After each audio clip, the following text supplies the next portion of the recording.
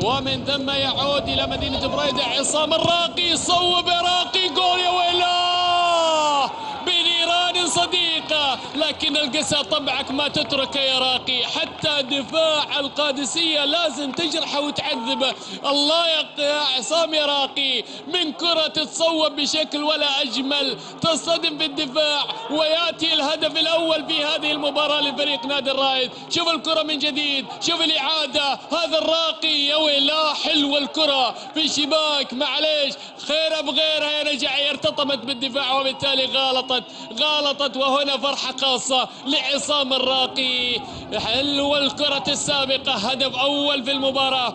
إذن عصام الراقي يفتتح التسجيل بهدف جميل فعلا في الدقيقة 29. إذن عصام الراقي يفتتح التسجيل في لقاء هذا المساء من كرة ولا أجمل، ارتطمت في سلطان المسرحي وغلطت منصور النجعي، وبالتالي أول أهداف هذه المباراة أتى. أخيرا شهدنا الهدف والنتيجة حتى الآن 1 مقابل لا شيء هنا في